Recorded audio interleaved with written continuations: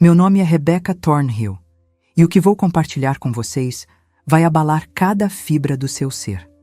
Durante 42 anos, construí minha vida sobre fatos concretos, ciência comprovada e protocolos médicos rigorosos. Como médica da Marinha dos Estados Unidos, passei os últimos 17 anos salvando vidas em alto mar, onde cada decisão precisa ser rápida, precisa e baseada em evidências. Nunca acreditei em experiências sobrenaturais, visões celestiais ou qualquer coisa que não pudesse ser explicada pela medicina moderna. Mas tudo isso mudou há exatamente 9 dias, quando morri por 22 minutos e voltei com uma mensagem que vai transformar fevereiro de 2026 em um divisor de águas para toda a humanidade. Era uma manhã gelada de janeiro no Porto Naval de San Diego. O céu estava carregado com aquelas nuvens pesadas, típicas do inverno californiano, e o cheiro de maresia misturado com óleo diesel preenchia o ar. Eu estava liderando um exercício de evacuação médica de emergência a bordo do USS Theodore Roosevelt, um porta-aviões nuclear que tem sido meu lar flutuante nos últimos 3 anos. Minha equipe médica estava realizando uma simulação de trauma em combate, algo que já havíamos executado centenas de vezes com perfeição absoluta. Eu subi a escada de metal que conectava o convés inferior ao centro cirúrgico de emergência, carregando uma mochila médica que pesava cerca de 20 quilos. Meus pés conheciam cada degrau daquela escada. Meus músculos sabiam exatamente quanto esforço aplicar em cada movimento. Foi então que ouvi o estalo metálico. Um dos suportes da escada, corroído pela exposição constante à água salgada, cedeu sem aviso. Meu corpo foi arremessado para trás, e naquele instante, congelado no tempo, vi minha equipe olhando para cima com expressões de horror absoluto. Senti minha cabeça colidir com a superfície de metal do convés inferior. A dor foi instantânea e devastadora, como se meu crânio tivesse explodido em milhares de fragmentos. Então, apenas escuridão. Mas a escuridão durou menos que um suspiro. De repente, eu estava flutuando acima da cena, observando meu próprio corpo inerte cercado por marinheiros gritando códigos de emergência.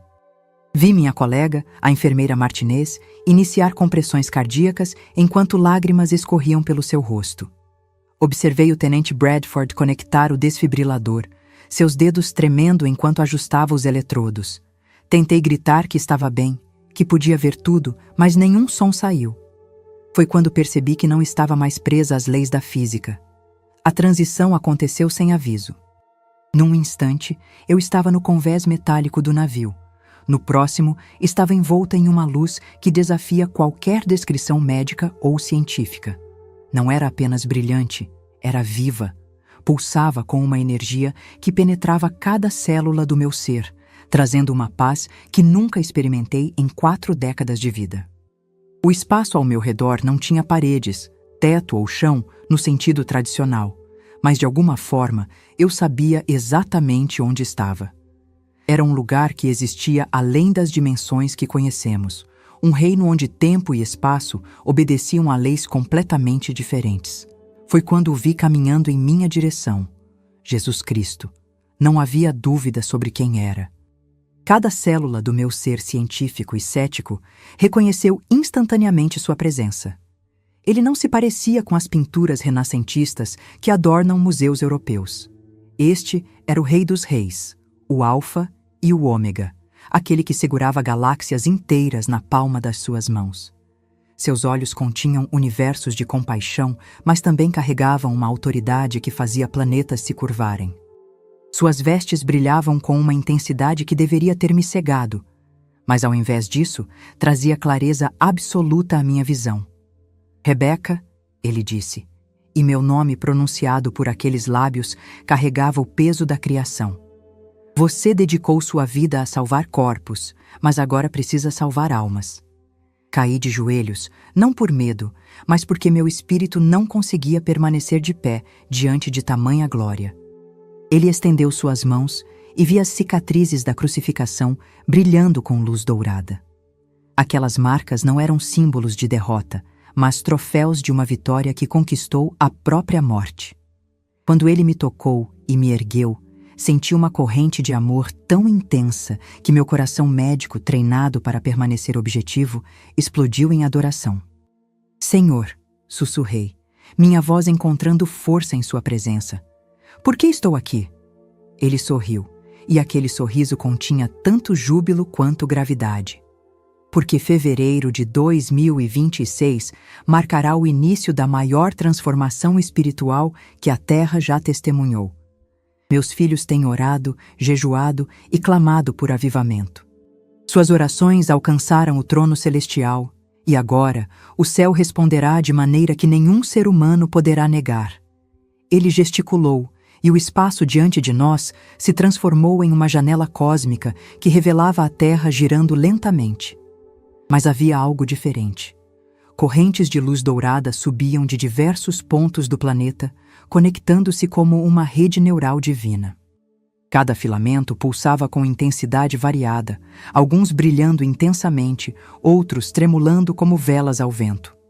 O que você vê, explicou Jesus, são as orações dos meus verdadeiros seguidores. Cada luz representa um coração sincero, clamando por minha intervenção, por meu reino, por minha justiça. Observei fascinada enquanto os filamentos de luz se multiplicavam. Eles emanavam de pequenas igrejas escondidas em vilarejos remotos, de lares onde famílias se ajoelhavam juntas, de prisões onde condenados encontravam esperança, de hospitais onde pacientes terminais ainda criam em milagres. Era a visualização mais bonita que já presenciei. Cada oração carregava não apenas palavras, mas as lágrimas, os suspiros, a fé desesperada de pessoas que se recusavam a desistir de Deus mesmo quando tudo parecia perdido. Mas, Senhor, perguntei, minha mente médica processando as implicações, o que acontecerá especificamente em fevereiro? Por que esse mês? Jesus me olhou com uma intensidade que parecia ler cada pensamento que já tive. Fevereiro é o mês que meu Pai Celestial escolheu para rasgar o véu entre os mundos. Não será um único dia, mas uma onda crescente de manifestações sobrenaturais que se intensificarão ao longo de todo o mês, culminando em mudanças permanentes que redefinirão a realidade como a humanidade conhece. Ele tocou a janela cósmica e a visão mudou. Vi milhões de pessoas ao redor do mundo, parando abruptamente em suas rotinas diárias. Em escritórios de arranha-céus, professores em salas de aula, motoristas em rodovias movimentadas, todos congelados no lugar, seus rostos virados para cima com expressões de espanto absoluto. O que eles estavam vendo? Minha resposta veio imediatamente quando figuras angelicais começaram a se materializar nos céus acima de cada cidade, vila e povoado do planeta. Estes não eram querubins rechonchudos de cartões de Natal. Eram guerreiros celestiais de proporções aterrorizantes. Suas asas estendendo-se por quilômetros, seus rostos radiantes como fornalhas nucleares. Cada movimento deles fazia o ar vibrar com poder palpável. Vi pessoas caindo de joelhos instantaneamente, algumas em adoração, outras em terror absoluto. Os anjos começaram a falar e suas vozes ressoaram simultaneamente em cada idioma humano existente, uma cacofonia harmoniosa que não podia ser ignorada ou mal interpretada. Preparem os caminhos do Senhor, clamavam eles, suas vozes trovejando através da atmosfera terrestre. O tempo de escolha chegou. O reino dos céus não é mais uma promessa distante, mas uma realidade iminente. Arrependam-se, pois o rei está às portas. Vi a reação imediata. Em algumas cidades, avivamentos espontâneos explodiram instantaneamente. Ateus convictos se prostravam chorando, suas certezas científicas despedaçadas pela evidência inegável do divino. Viciados em drogas, experimentavam libertação instantânea, as cadeias químicas que os prendiam se quebrando sob o peso da presença angelical. Famílias destruídas por anos de amargura se reconciliavam ali mesmo nas ruas, abraçando-se enquanto lágrimas de cura lavavam décadas de dor. Mas nem todos receberam a visitação angelical com júbilo.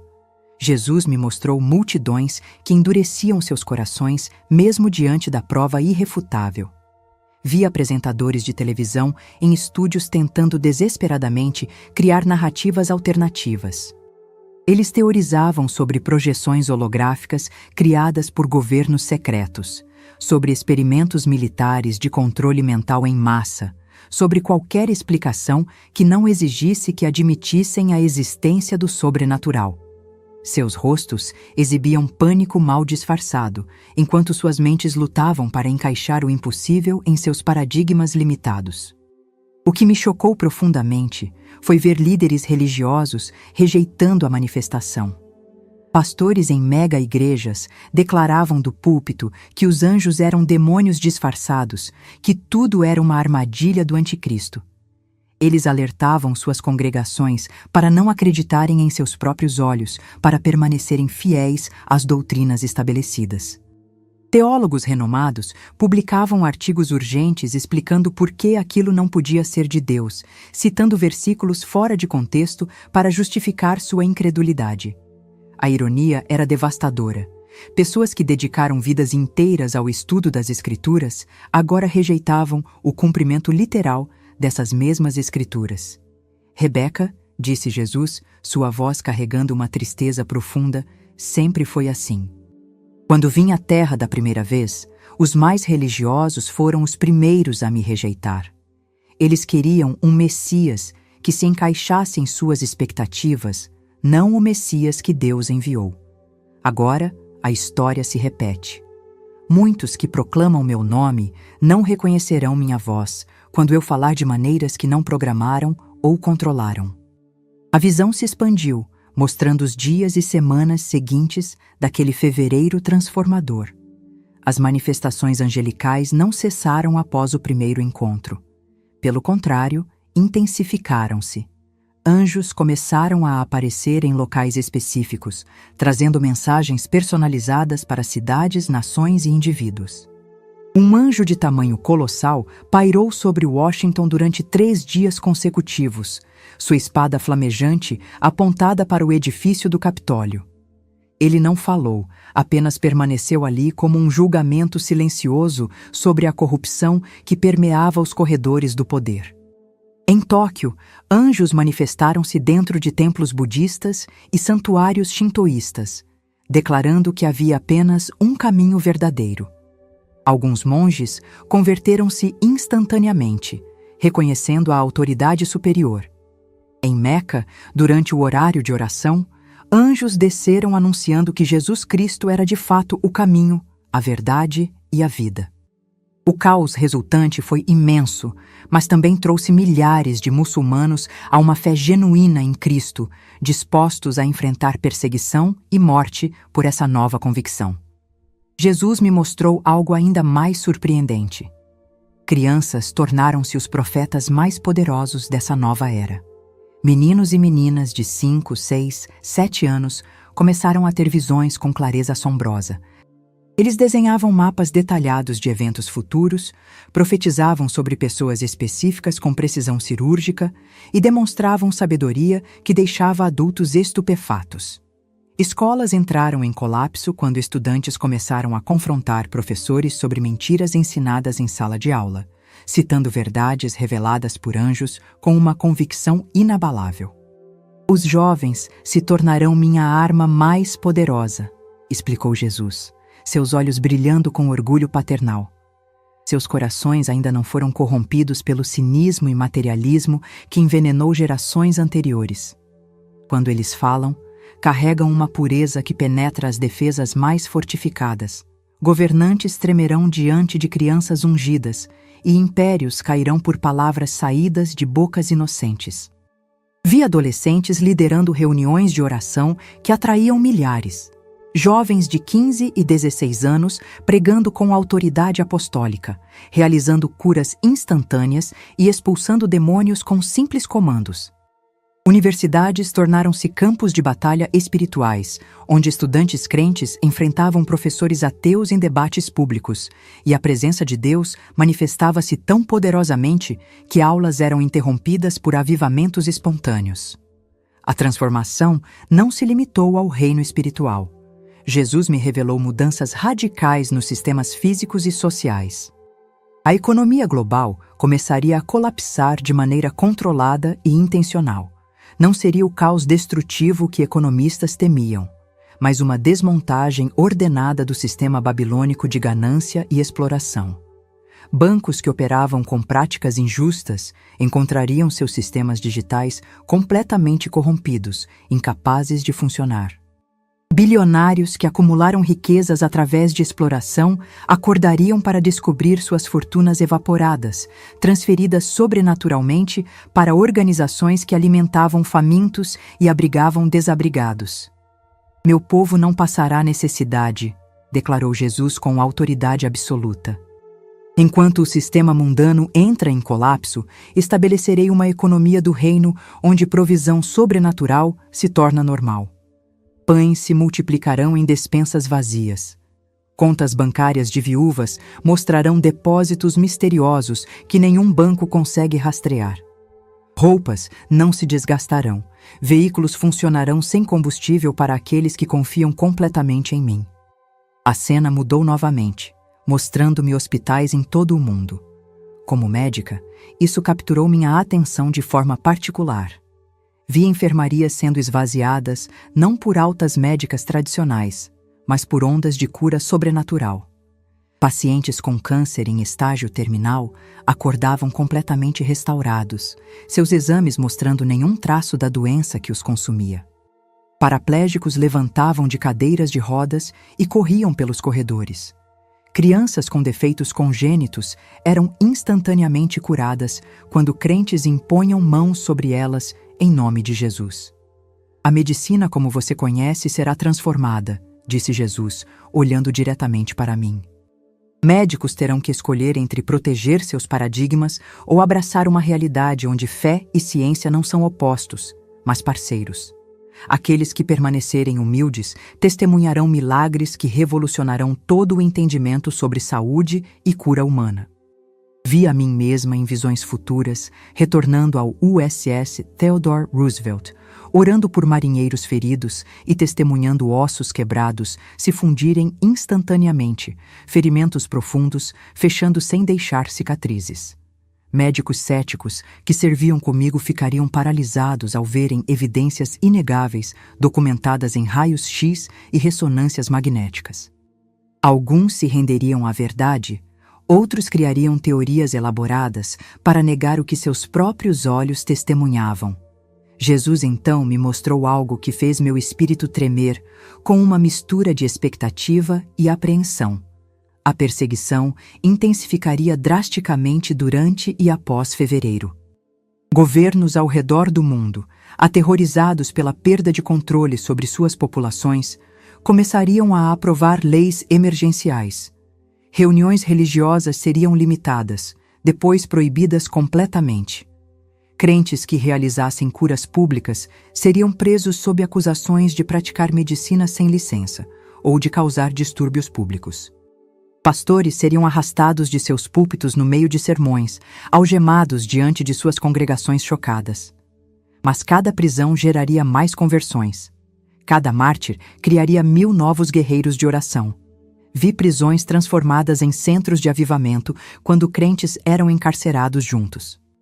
Guardas prisionais convertiam-se em massa após testemunharem prisioneiros cantando louvores enquanto correntes caíam sozinhas de seus pulsos. Celas trancadas abriam-se misteriosamente durante a noite, libertando aqueles que Deus escolhia proteger, enquanto outros permaneciam para ministrar aos companheiros de prisão. A mídia tradicional entraria em colapso completo, explicou Jesus. Suas narrativas controladas não terão poder contra testemunhos de milhões que experimentaram o sobrenatural pessoalmente. Eles tentarão censurar, mas cada vídeo deletado reaparecerá em 10 plataformas diferentes. Cada conta bloqueada será substituída por 100 novas vozes. A verdade não poderá ser contida porque eu mesmo a amplificarei através de meios que a tecnologia humana não pode bloquear.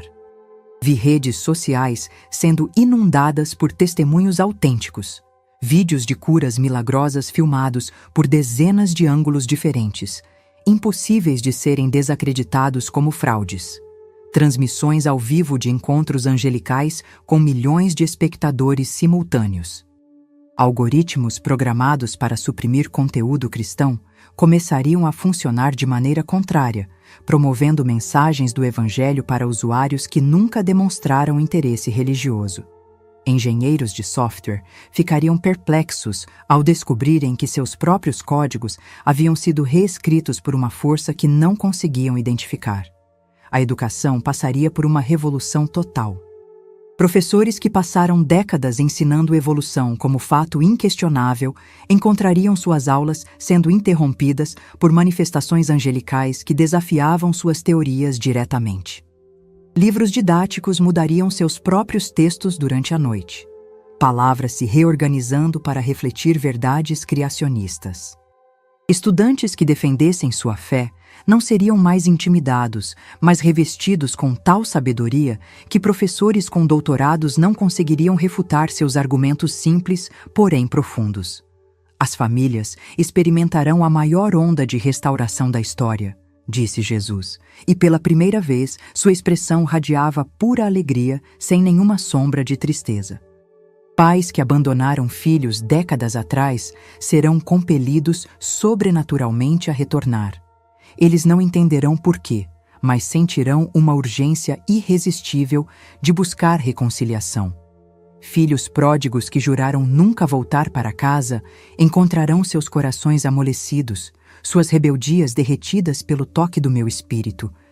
Presenciei cenas lindas de avós encontrando netos que nunca conheceram, abraços que curavam feridas de gerações.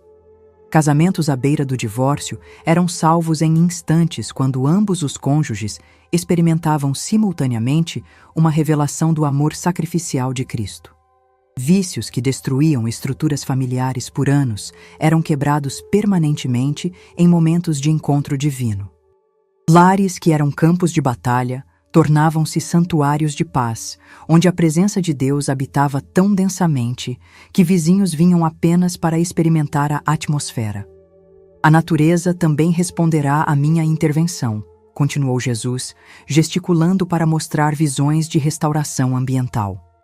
Rios poluídos há décadas começarão a se purificar sozinhos, suas águas ficando cristalinas da noite para o dia. Cientistas coletarão amostras e não encontrarão explicação química ou biológica para a transformação. Florestas devastadas brotarão com novo crescimento em velocidade impossível. Árvores crescendo metros por dia até restaurarem ecossistemas completos. Viárias desérticas florescendo após orações de intercessores que reivindicavam as promessas de Isaías sobre desertos se alegrando e florescendo como rosas.